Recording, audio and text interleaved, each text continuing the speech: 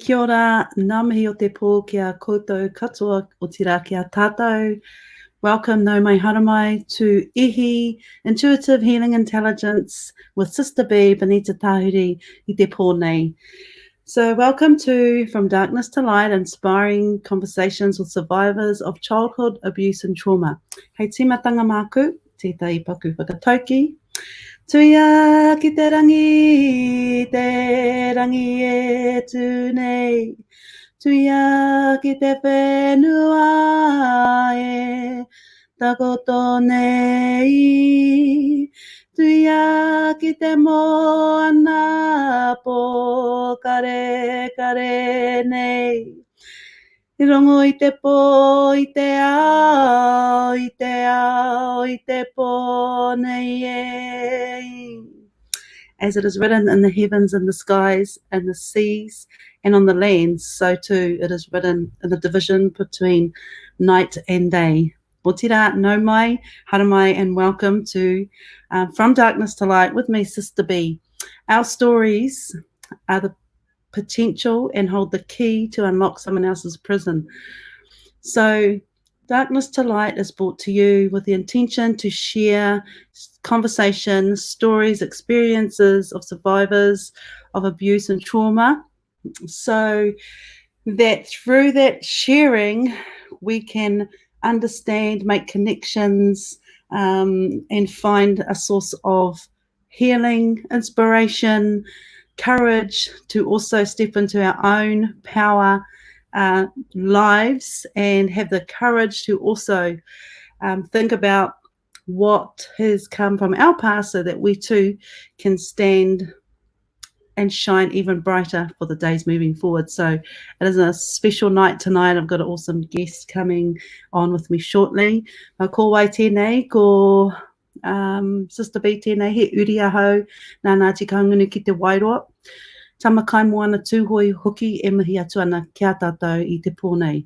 Nōku te whakamiharo kia noho tahi me enei tangata wahine tāne rānei hoki ki te kōrero mo enei take, mo enei tūmomo āhua. Nō reira, tēnā tātou, no mai, haramai.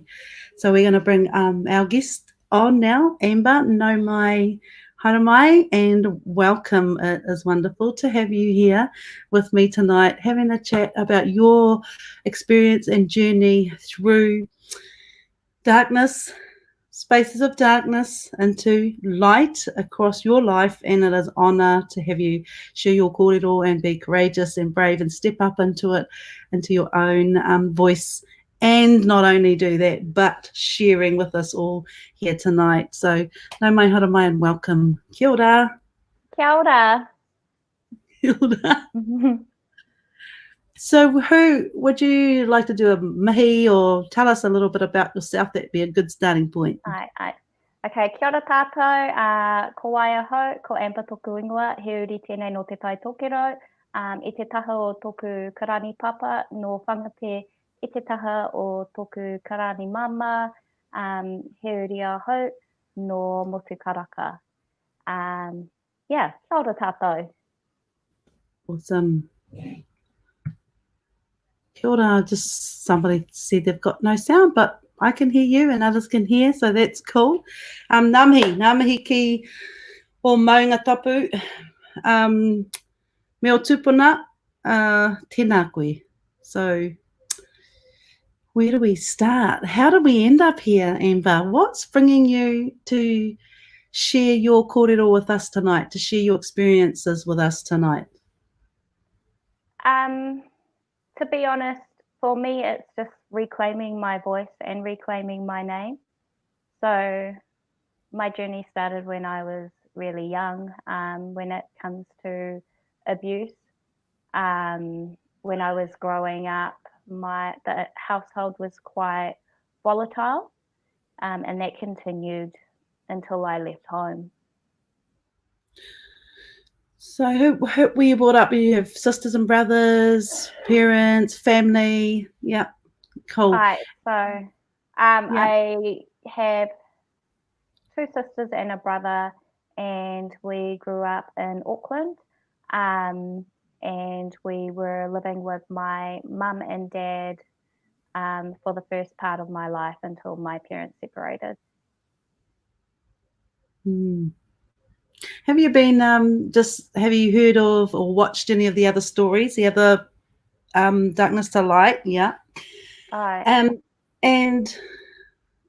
if we start and go back in your journey to the early years, I guess you mentioned that it was volatile. Can you tell us a little bit about what that means for you?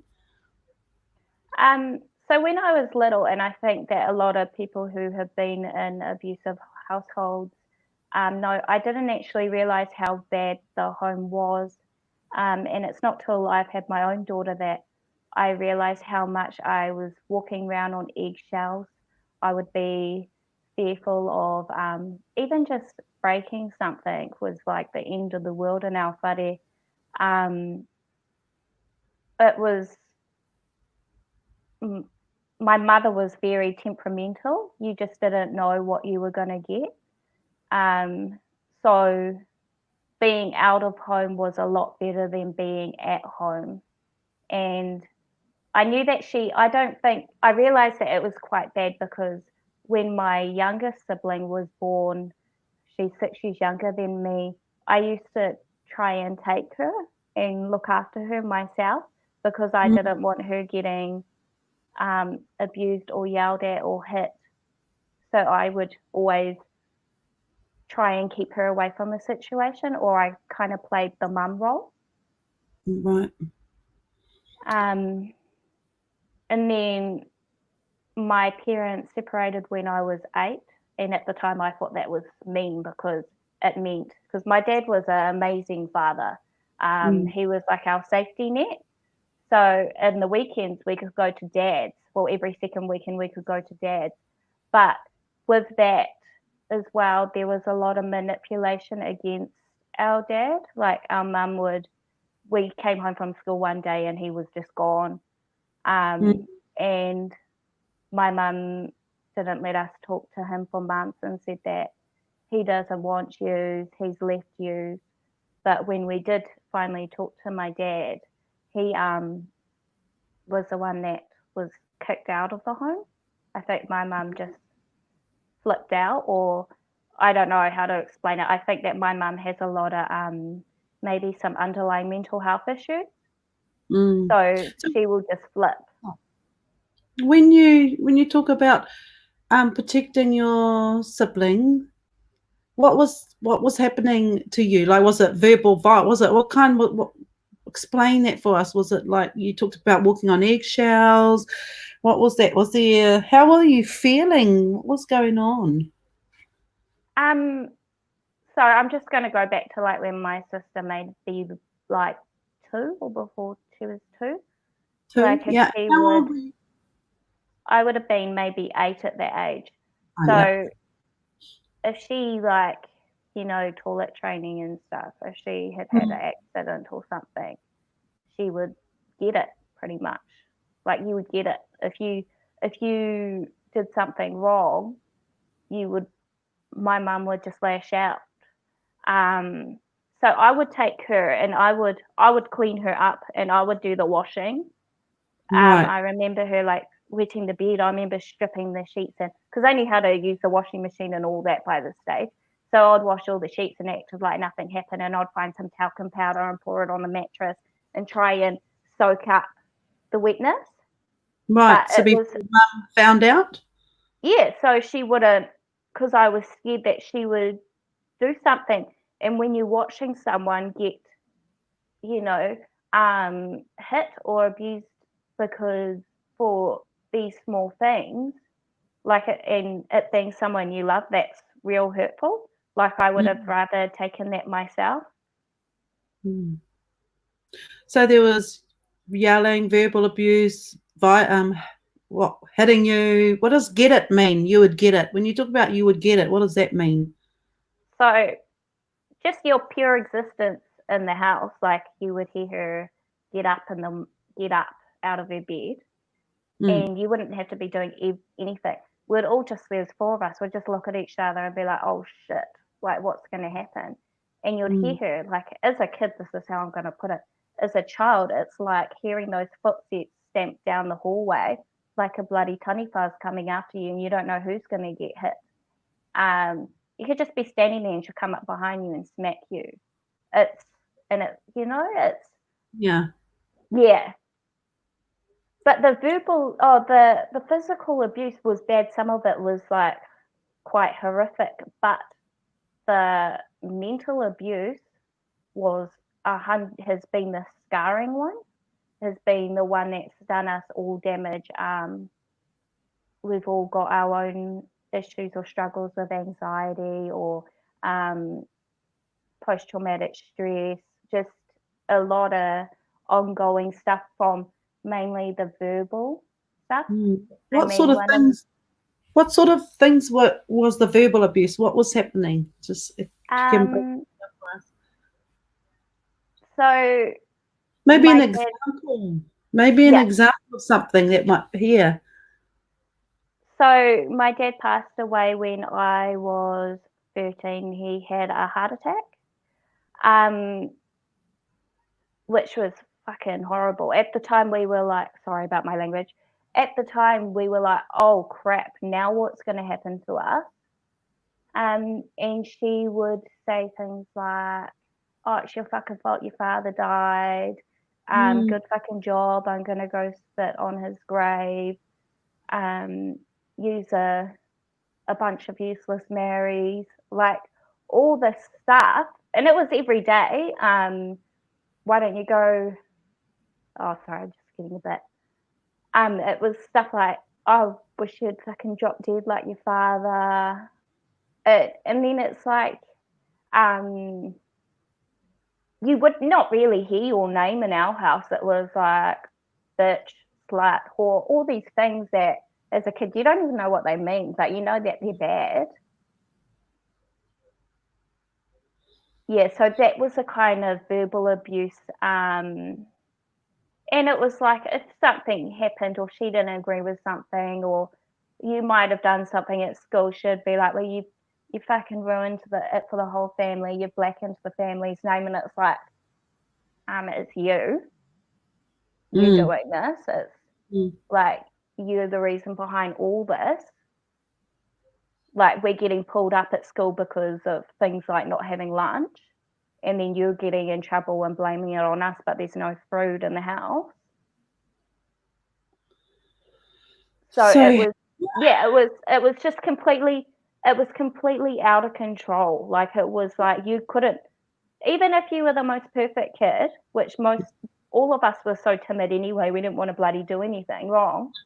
You were going to get it. It didn't matter. It just depended on her mood. How about when you went to?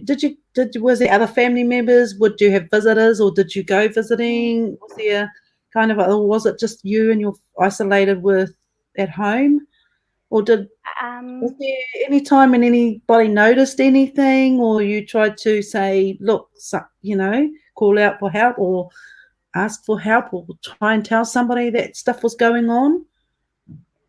So there was heaps of warnings. I think that there were heaps of times that people could have stepped in, but she would manipulate them and make it as if we were the bad people in the situation. So she would do things like we even like our friends, when they would want to come over and play, we wouldn't want them to come, obviously, because the house was a disaster zone and there was never any kai. So my friends, when I was little, picked up on it or would hear my mum nut off it like my other siblings and be like, oh, so-and-so, you effing little, So they would hear it and then they'll just be like, and then the neighbours would hear it too. And when we were really young, the neighbours were a religious family next door. They used to look after us after school. And it wasn't till like my younger sister was born that my mum got really bad. And then they stopped talking to us because all they could hear was like violence and they just blocked it out. But the teachers, there were signs, like I talked about it in one of my speeches, like some of the stuff that was happening at home. Like I actually, which is, now that I think about it, like that was like huge alarm bells. It was just like, it was like a speech where I just talked about kind of privilege. Like I talked about how privileged people are, and then I talked about it from my point of view. And one of my teachers, it was weird. Like now that I think about it, I was like this little strong thing to even use my mind like that. But Yes. the teachers didn't really do anything. But I know that my mum hated the teacher. There's one teacher that was like the counsellor who picked up on certain things and would like talk to kids who had problems, and my mum hated her. Yeah, well, for yeah. obvious reasons, yeah. How do you reckon you and your, sisters and brother managed or coped, or just didn't you? Because you talked about that moment and it sounded like a turning point when you lost your dad, and then you all went, holy crap, now what? Because it sounded like when you could go there, it was a bit of a timeout, relief away from that situation. Yeah. It was like you just tried not to be at home as much as you could. You would try and latch on to like friends, or they might take you for the weekend. So that was kind of our escape. And I know like some of my dad's family tried to help out with us, or would just take us in the school holidays, and they would pick up on stuff. But then my mum would say, oh, it's the kids, they're playing up and this and that, and they dismissed the stuff that we would say. Yeah. And then she would say really bad stuff about us in front of us to them, to try and put us in a position where we were the bad kids. But she never said why those things had happened. And we were too timid to say anything. Yeah. And Well, then because you you would had to go back, right? yeah. Yeah. Like I remember a teacher bringing her into school and asking her why we didn't have lunch, or why I didn't have lunch in my lunchbox. I think I went to school with like a lemon in my lunchbox or something. And she turned around and goes, oh, they're just being fucking lazy. There's plenty of food in the cupboards. They could have fed themselves. But there was nothing. Yeah, there was nothing. You'd be lucky if you got a meal a day. Like I remember when we would, after Dad died, we had like food donated from the Salvation Army on our doorstep, or we would get anonymous food dropped off. Like we'd come home from school and there'll be a box of food, but my mum would have been in bed all day and wouldn't even notice someone's been. Right. Yep. And the bakery, I think they felt sorry for us. They would give us food.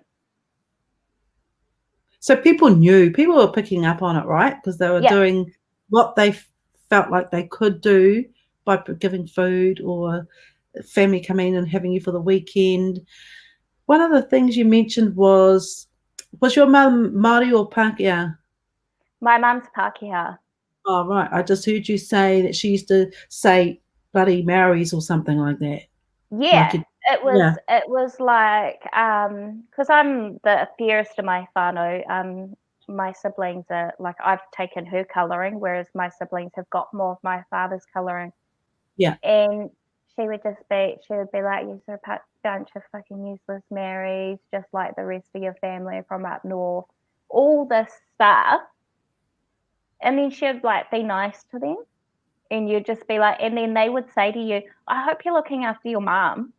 Wow. You guys been good to your mum? And it's like, oh, you have been manipulated so much that we couldn't turn to any whānau. There was nowhere to go because she'd already been in their ears. I'm just gonna pop out into the now for a bit. Have you talked to or had conversations with your family now about those times? Yeah. Yeah. We, like me and my siblings, we have like a family chat on Facebook, and we talk about it, or we'll be like, talk about how bad that was. Or one of my siblings refuses is at a stage where they don't want to have children in case they inherit that type of parenting. Wow. Yeah, Yes. they're fearful that they don't want to continue that gene because they What see was it as some sort of pattern. what was that like for you, having your own daughter? You did note that, share that was a kind of a turning point. And when you think about, how old's your daughter now? 6. 6. And when you think about what you were having to deal with when you were 6, how is that for you being a mum? And it's just you, right, bringing up your daughter? Yeah. Yeah. It made me, before I had my daughter, I felt a bit bad for my mum. I thought, oh shit, she was just stuck with 4 kids and maybe this is just the result of it. But then when I had it, and she'd be like, oh, you'll understand when you have kids, Amber. But to be honest, I was raising all my siblings anyway, so it didn't. So having my own child has made me realize how bad it was. And I don't understand how you can carry a baby inside you and treat them like they were nothing. Because she would tell us to go kill ourselves and stuff. So I just can't. What do you think's the biggest impact? Like, here you are, you're saying like, and recalling all the stuff, and you've been recalling it, for a while and thinking about that. What does that do to you? How do you deal with it now? Now you're a mum, you've grown up, you've learnt, some different ways of being, obviously, that how does it fit with you? What's going on for you now? I can hear a lot of thinking and reflection, and as a mama, and what that means. And I think I'm just coming out of survival mode, which is weird. Like, I'm 30 now. But I actually think I'm finally just coming out of, like, I'm coming into the light phase, whereas all this time the trauma just rolled into new traumas. We were, in positions of vulnerability where other stuff obviously happened in our lives that we've had to recover from as well. But out of everything that's happened in my life, and there's been some horrific stuff, the childhood stuff has been the worst, and nothing compares to the household that we lived in. Like, at the time, I thought that we would all be better off dead than being as children than to be living or being raised in hell, because that's how I saw it. Yeah, totally, absolutely. You mentioned that was the worst of it, but other things occurred after. Like, so what happened? You had relationships. What kinds of things was the result that impacted your later life as a teenager, having relationships and that kind of that aspect? Yeah, so I think the issue with how my mum had manipulated the whole whānau against us was we didn't have a safe place to go. There was a disconnection to our own people. And then in the weekends, I would just try and be anywhere but home, so I didn't have to be with her. So by the time when I was 16, one weekend I just went to go sleep on a friend's couch, and they had a party at their house. And then by the time the party had finished, everyone was gone. I was sleeping on the couch, and a man who was older then, well, I was like 16, he would have been in his early 20s or something, came back to the party and laid on top of me and raped me. And that's how I lost my virginity. Wow. Yeah. And that's that whole thing, eh? Moving from this to this, it's like, and it just goes on and on and on until you get to a point where you stop. And you talk about being raped then, and other things as well. It's like, how does one even deal with all that? Yeah, and with the rape, I didn't even understand rape. Like, it was like, what had just happened? He came, And I just lay there afterwards, like I just stayed there, and then I got up in the morning and I went home like nothing happened, because I knew if I told anyone, I would have just got blamed anyway. I couldn't tell anyone. If I went to the police, not like I actually truly didn't understand rape. I was like, did that person just have sex with me? And I was like, oh. And I was like, well, that's not that bad. Like, it was like painful, but it wasn't like, I was like, that wasn't that bad. Oh, wow, don't worry about it. Just go home, nothing happened. And to me, having a child now, I'm like, holy crap, that's messed up. And then I kind of thought, well, if I'm just like kind of like some object, or if that's already happened, it doesn't matter if I have a sexual relationship or do whatever now, because it's already done and dusted.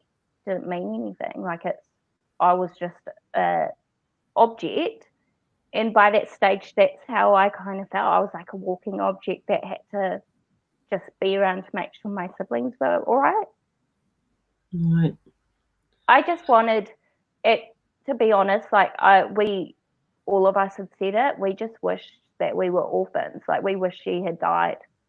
We would talk about how we wish that she had died rather than our father, because at least we wouldn't be dealing with that. Or we said, if he was going to die, why couldn't she die as well? Yeah. And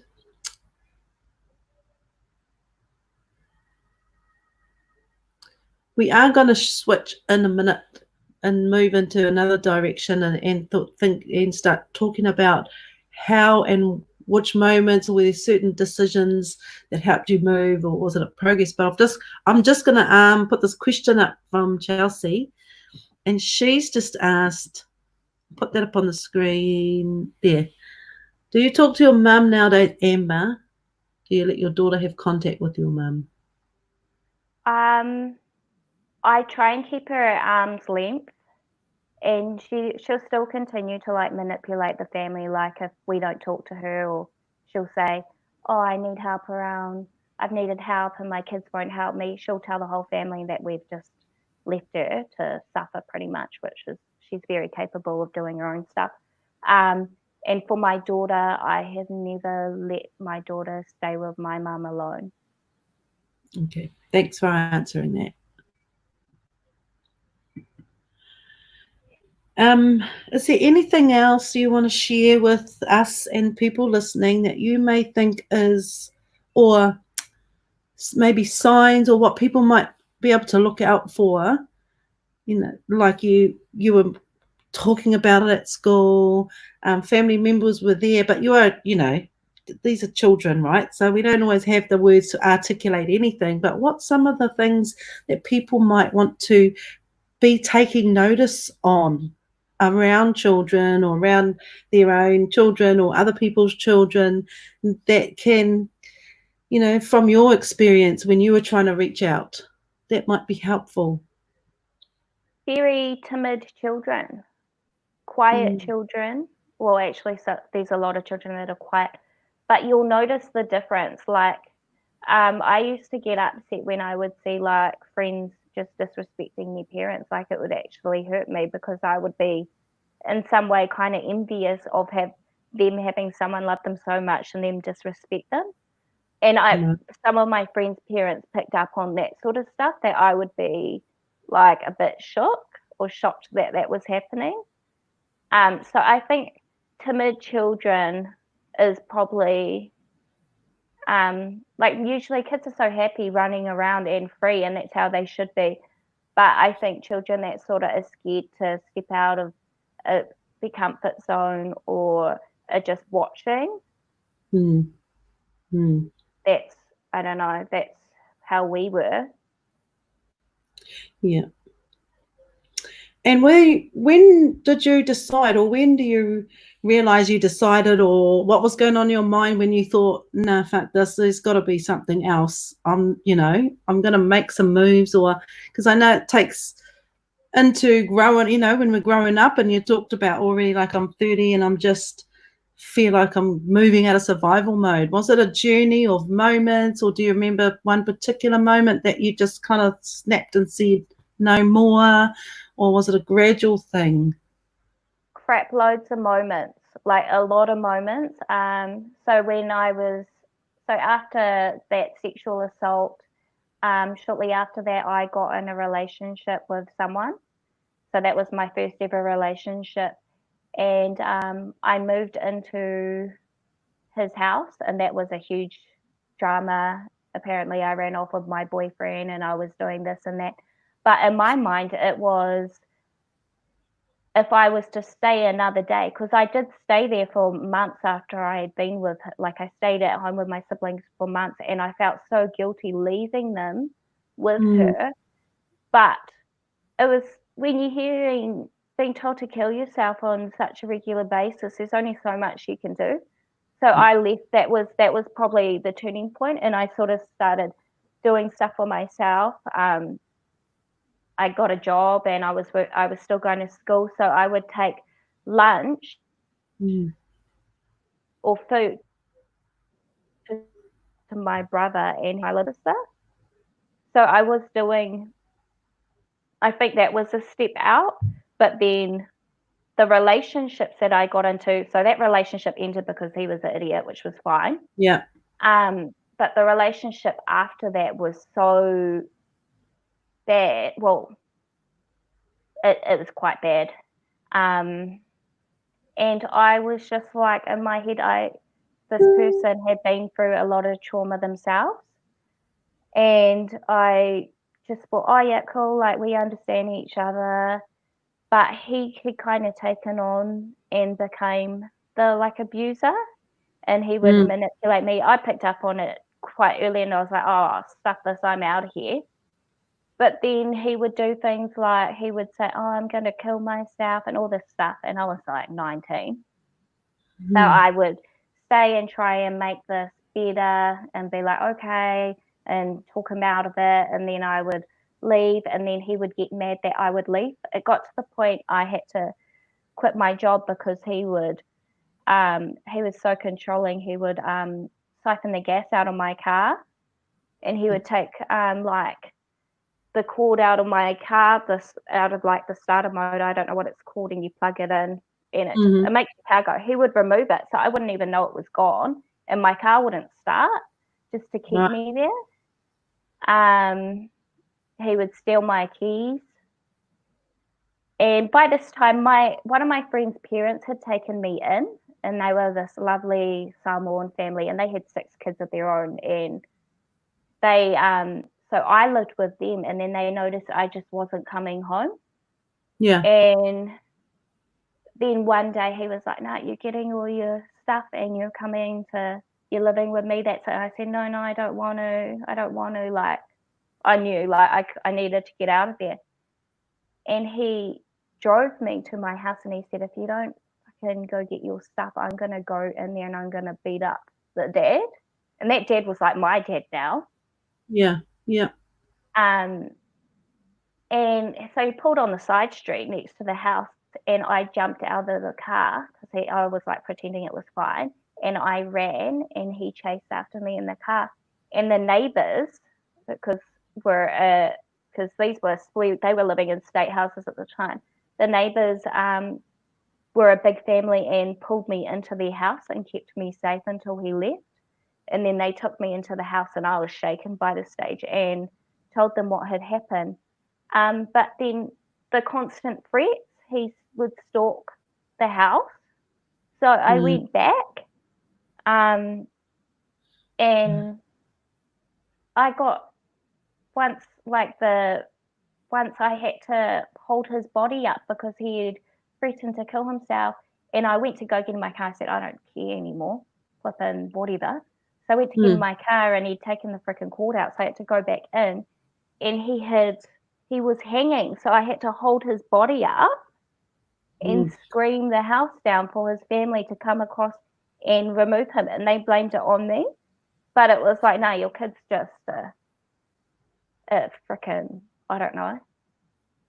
How is, like, just it's just ongoing, all the stuff in this relationship, violent relationship, was violent, manipulating, controlling relationship. How is your radar for tolerating crap? You know, because it gets out of whack, right? You go, well, yeah, as bad as that, and then we start justifying and saying, well, you know, I've had worse, and then there comes a point where it's like, how bad is this? Is this even bad, or am I making it up? Or how do you get out of that? Like, you know, because it's like huge things, huge violence, abuse, manipulation, trauma, all that. Where was the point when you, like, I can hear you saying it, and I'm still, but it's almost like it's just coming out like this, and this, and it's huge. You know, how does one move through that and then start to think, fuck, that was horrendous. You know, how do you move from that? I don't think it takes a long time. Like, I think you have to go through it for quite a long time. You know, I hear people go on about people being dumb for staying in relationships, but it's like you don't actually have any idea what the depth of the trauma or the stuff that's going on to even say that. Like, you don't have the knowing to say those sort of things, and those sort of things can make it worse for a person, because if you're hearing that, oh, so and so is calling you dumb, oh, there's another person gone that I can't talk to. Yeah. So I think it was, I knew it was bad, but it wasn't as bad as what had happened when I was a child. So at the beginning of the relationship, I was like, oh, this isn't as bad as what was happening at home. Oh, yeah, I'll support him. I'll do this and this. And then I just got sick of it. I just was like, oh, piss off. Because for me, I'm quite a determined person. Like, if something needs to be done, like, I'm kind of like, if I see an issue, I'll try and, which is kind of bad, I'll try and fix it. But I'll also realize, oh no, you're an idiot. I'm out of here if it comes to a certain point. But then getting away from him, I just went straight into, I wouldn't say it was a bad relationship, but I went into something that was, I went into it because it was literally safe to me. Like, I thought that was going to be safe. Like, I just ran into the wrong arms. Right. And so, how did you get to where you are now? Like, tell us a little bit about what you're doing now, where do you feel your healing journey started, or was it just all one big healing journey? Or because you're doing amazing things now, and I've heard you say when we were talking at another time, how I just think, you know what, I just think I'm awesome. You know, I just think I've got me backing me. How do you get from that to then be able to say, you know what, I've got me backing me? I look back now because there was even, it got worse again. Like, it still continued. And then when I had my own child, I was like, holy crap! Like, I'm quite protective of my child now. Like, I'm scared. I'm really scared of her being hurt. Like, we have like a couple of bedrooms in my house, and she sleeps with me because I'm scared that someone could just come in and do something. So I think I try and even when I had her, her father is non-Māori, and I knew that wasn't a good relationship either, and I wanted to get out of it. And he made threats like, if you leave, I'm going to get full custody of her. And I knew, oh shit, well, I have no bloody hope, because I'm a Māori woman coming from a bad background, and he is a middle class Pākehā man with enough money to buy all the lawyers in the whole of New Zealand. So I stayed in that, and then I thought, you know what, it's just you and me, kid. Like, let's just get the hell out of here. And I slowly did stuff and got out of it. For me, Te Reo Māori has been literally the healer for everything. So when I was younger, when I felt unsafe or grieving for my dad, I would go, because I couldn't turn to my whānau, so I would go to my urupa. Once I got a car, I drove freaking hours to just sit in the urupa with all my tupuna. And that's kind of what got me through. It was sitting there looking at my maunga and my awa, and I would just cry. But I knew that although I was alone in the physical world, spiritually I just that's what got me through. It was my spiritual side, or Te Reo Māori had my back all the way. And I thought that was quite at an early age, or when did you like when you went back to the urupa? Because we've got a question here, and I'm just going to read it out. It's from Kylie, and Kylie Jane says, your kauai is stunning. Can we know more? When did you embark on your journey of connection with being Māori? So the moment when I was really little, obviously a Tama kid, when my grandfather and my grandmother were alive, because they passed when I was a kid as well, and these were my Māori grandparents, I used to cling to my grandfather. And being the fair child at the marae, you kind of tended to be the one that was bullied by your cousins. So I would sit with my granddad at all times, and even in those moments, Te Reo Māori saved me. So from a young age, I think when I was 6, I wanted my kauai. Like, I was so young, like I was like, yep, that's me, that's my identity, like that's who I am. And I used to do projects. I went to a Pākehā school, and they'd be like, choose a person to do a project on, and I'd choose a rangatira, and I would be researching them at the library. This was before Google, so I'd go up and they would have nothing.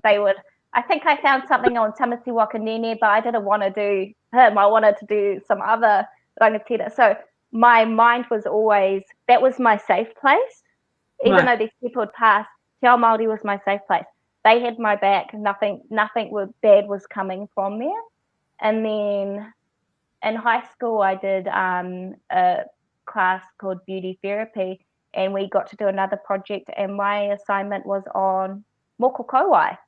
So when I was 14, I was like doing surveys on how people feel about moko kauai, and it was interesting because these 14-year-old girls were writing about tinting eyebrows and your eyelashes, and I was writing about how would you feel about moko kauai, because at that stage there wasn't very many, you wouldn't really see it around. It was quite, the resurgence hadn't exactly kicked in because this was the early 2000s.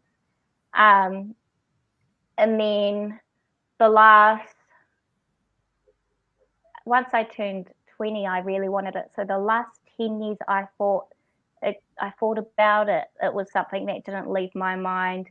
And then it wasn't till this year that I received it. But the last 3 years, it was constant kōrero with my whānau.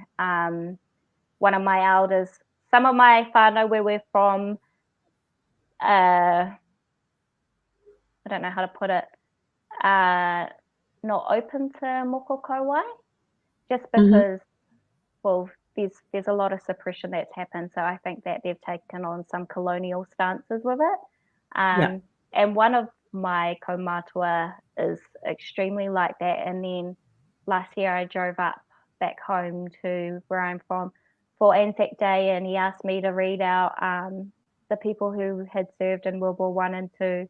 And then after that, he said, I've got to talk to you. And I go, oh, God, what's this about?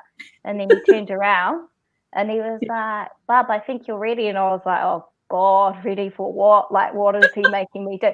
Because whenever I go on the marae, he'll be like, if we go on, like, when I'll call back or whatever. So I'll do a karanga or something. And when we walk on, if I walk on with someone who can't speak Māori or a male and they stand and speak, he'll turn around and be like, Amber, get up, you need to speak. So I was like, oh, he's going to make me do something like this. And I don't like talking in front of people, but I do it, like, because that's the position I'm in now.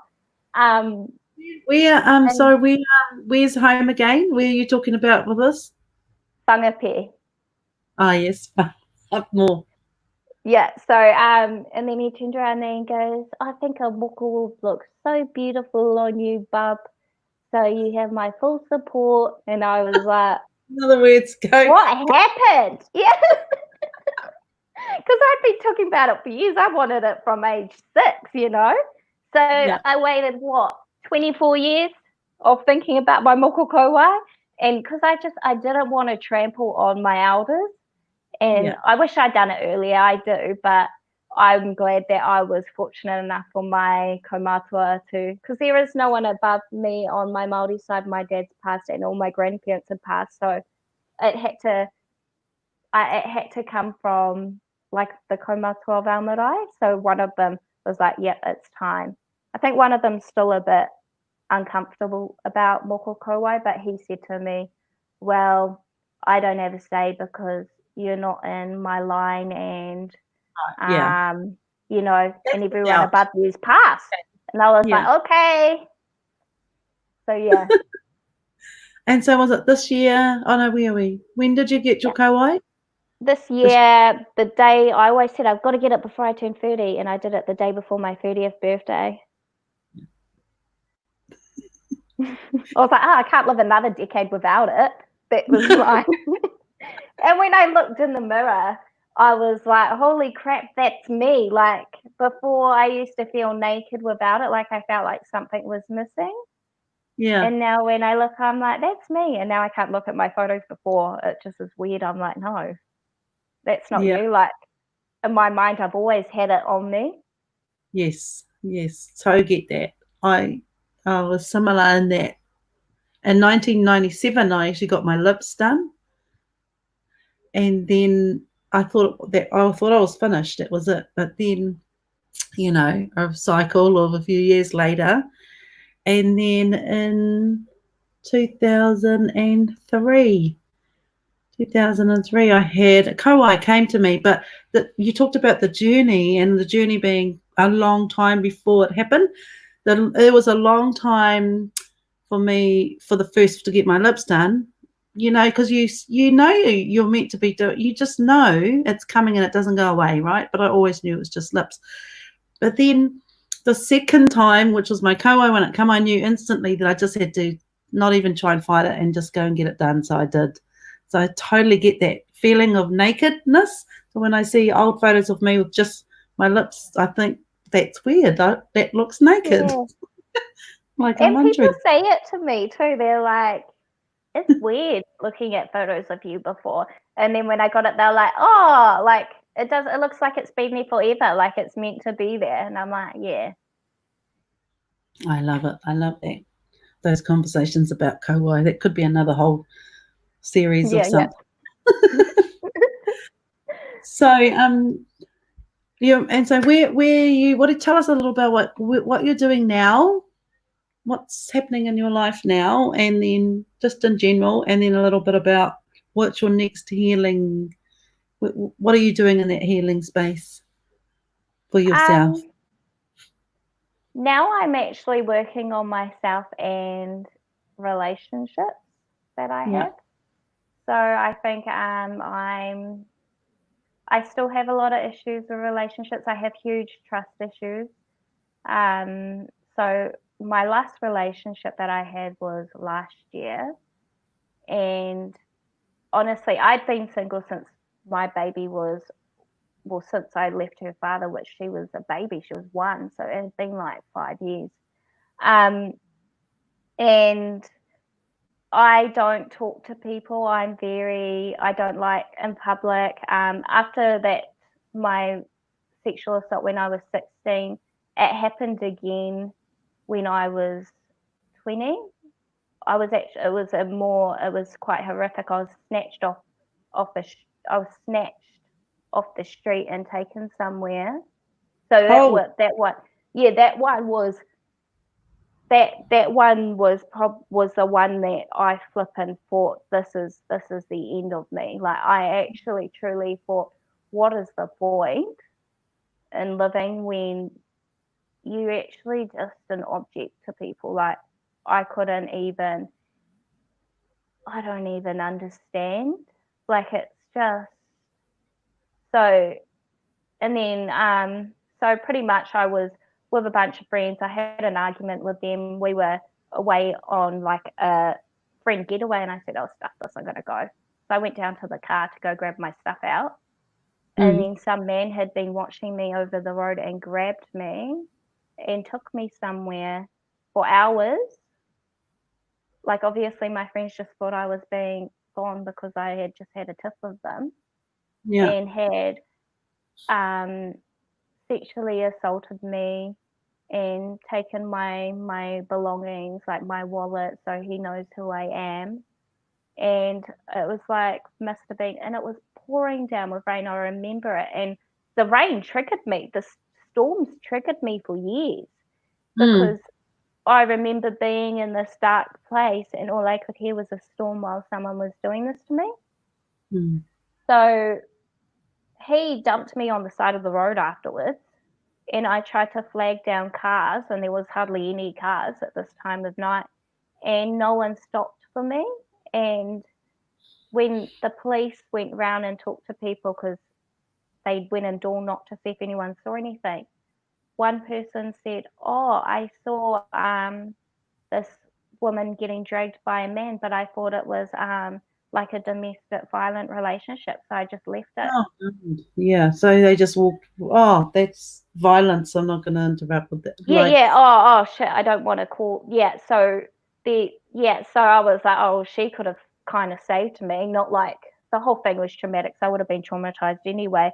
But I found a building and the cleaners were there before the morning or cleaning up after the evening. And I was knocking on the glass, and this poor woman and this man didn't know what to do. I couldn't talk. I was so shocked and I was soaking wet. Like, I was just shaking. And they called the police, and the police officer that came, there was two of them, the male turned around and said, "Are you sure you're not just making this up?" Because it was, wow. And for me, that I just, that pretty much ended it. I didn't want to talk to them. So after that, my relationships, I'm like, even now, I don't want to go for a walk. Like, I'm scared to go for a walk down the road. So my healing process now is just focusing on wanting to go for walks without my child. If I'm with my child, less stuff is likely to happen to me. But that is probably a huge thing for me, would be to be comfortable enough to walk around the block. Because the times I've done it, people will like beep your horn at you or like slow down. I've had someone try and talk me into getting into their car before. So for me, my healing journey now is focusing on relationships and like trust. Trusting that people that aren't all, I don't know, it's hard when you've gone through that so many times, to trust people, especially, I don't know. Yeah, totally. We've got one more question here, and then we'll start to wrap it up. But just what are your views about faith in God? Okay, I don't want to offend anyone, but my family were Catholic on both sides, surprisingly. So my nana and granddad on my Māori side, I'll go to church with them until they pass, which was fine. And then on my mum's side, they're Catholic too, but I don't know what's going on with them. But it made me hate God, because I would go to church, and I got my first Holy Communion when I was 8, and I was baptized when I was a baby. So we did have to go to church, but they wouldn't, when I would question them about certain things, because obviously crap was happening at home, I'd be like, why this and why that? They would just tell me to read the Bible, but what 8-year-old's going to read a thick-ass Bible? And then I thought, why the bloody hell is Jesus done this to 4 little kids? Because your mind's so impressionable when you're little. So you're like, okay. Like, I questioned everything anyway. I was quite inquisitive. So I'd be like, hang on a minute. This isn't adding up. So I had this anger towards Christian. Oh, well, we were Catholic. I had this anger towards that whole religion because, well, where were they? And I would pray or do these, Catholic prayers, and it would never pull through. So I gave up on religion, and now for me, I do karakia, but it's to our atua. Right. So I wouldn't call it religious, but and with our atua, we kind of just tell them what's up. We're not, Yeah, I do. Cool. Thanks for sharing that. And I want to just wrap up with firstly, thank you, but no, but just thank you.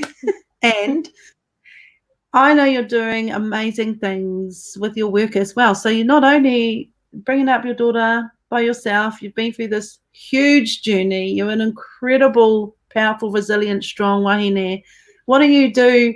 How do you work? What do you do in your work? Because I just want to share that because that's so inspiring as well, what you're doing at the moment.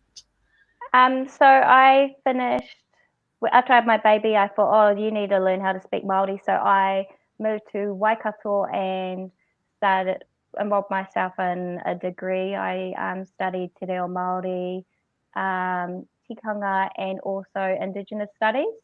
Mm-hmm. And once I finished there, I'd become quite close to my lecturers because they knew stuff that was going on. So they were just a lot closer to me. And I was, last year I was offered a position to assist in translating. So I helped with that last year, which was pretty cool. And that was challenging for me. But then this year, I have been tutoring or assisting in a paper called Decolonizing Methodologies. And that's a lot. That's about everything that's happened to us as Māori pretty much, and covers race-based stuff, cultural appropriation, all these things that affect us in the past and currently. And I'm doing my master's at the moment, so that's also cool. That is also very cool.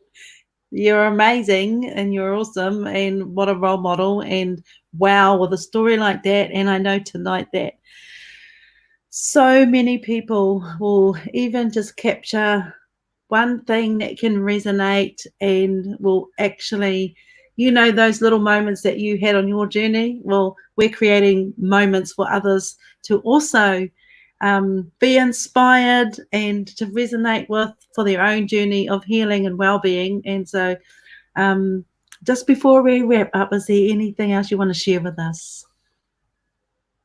No, I just want to thank you. Part of speaking is also me reclaiming my name after being called everything except it as a child. So now I'm yep, this is me. So I just want to thank you for allowing me to share my voice or help me gain my voice back. Because most people that know me don't know anything that's happened, and I haven't really spoken about it. So yeah, ka nui te mihi kia koe mō tēnā whaia. It's huge, and I think that you're doing amazing work by allowing us to participate in this mahi. Mō kia ora anō nei te mihi kia koe hoki. No mātou te whakamiharo I kōrero kaha I noho tahi me enei kōrero no reira ka mihi kia koe hoki. Ki tō whānau hoki, ki tō tamaiti, ki tō kōtiro, wai mari e ia, ko koe tōna whaia, no reira ka mihi aroha kia koe. Beautiful to have you on tonight, and wow, for somebody who's very timid and doesn't really tell her story, you've been an amazing inspiration for many tonight. So we just all want to say thank you. And you're creating a new pathway for yourself and your daughter. And, people talk about the ongoing intergenerational trauma and abuse, and you're standing up and creating a new pathway for your daughter and your family. And I know that I want to wish you well in your next steps and in your journey and in your healing journey. And Matt, let's talk again at some point, maybe in the future, and do some cool stuff. I'm sure there's another part to this journey. But for tonight, I just want to say a big thank you, and it's been wonderful to hear your kōrero. So now you can share the video with those who are going to see you and hear your story and think, wow, girl, we did not know all that. You are even more incredible as well as all this. So I know there are many people that want to say thank you for sharing your journey tonight. So feel free to touch base with the people. Thank you, everybody, for touching base and sharing this moment and time with us, and for being there. We know you're here with us during this time. If you need support at any time, make sure that you take ownership of your healing journey. And if this kōrero, the sharing tonight has brought up any for you, get help, support help, reach out to somebody. There's some helplines here coming up down the bottom of the screen, but absolutely take responsibility. Get out there and get it. Nobody is going to just drop the answers in our lap.